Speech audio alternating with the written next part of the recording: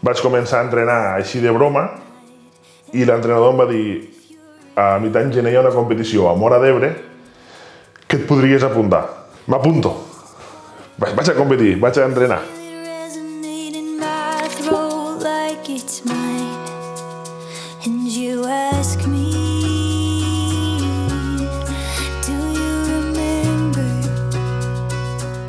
Unes 7.000 calories al dia.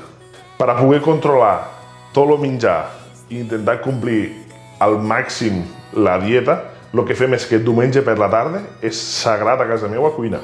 Cuinem de manera que fiquem en túpers, arròs, el gran túper d'arròs, hamburgueses, el gran túper d'hamburgueses. I jo quan arribo a migdia, trac el que em toca i m'ho menjo i ja està. Com si hagués alimentat l'estudi.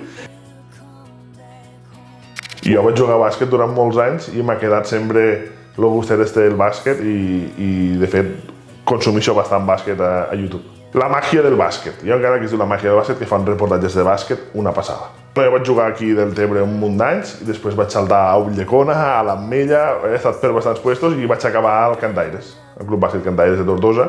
Pivot pesat de sempre 120 quilos, 125 quilos, el tanque de l'equip, l'estrany que no li agrada el futbol. Fica't aquí des de la càmera.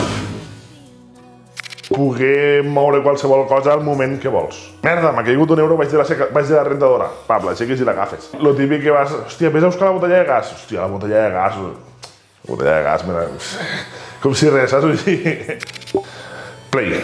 Soc molt de PlayStation de sempre. Però fent Xbox, sí. Un joc que es diu Brawl, que és de pegar disparets i ninotets i coses d'estes. Brawl.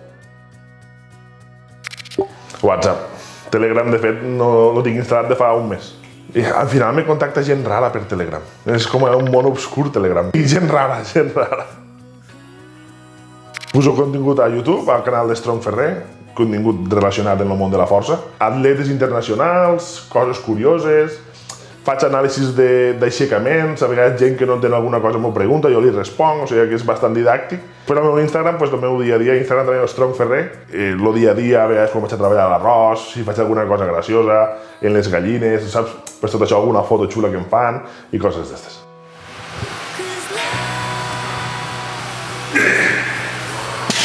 Tindre que entrenar, d'alimentar-te, de viure tan pesant, de pesar tant. Al final, arribes al final del dia i arribes de nit cansat, mal a les cames, després d'una competició que estàs 2 dies que pareix que t'hagi atropellat un camió, o quan tens que anar a entrenar després de treballar tot el dia, estàs tot el dia treballant, vas a entrenar i t'assentes allà i dius, què faig? Aquests moments són els pitjors, però al final ho ha d'aprendre a gestionar de la millor manera per seguir endavant.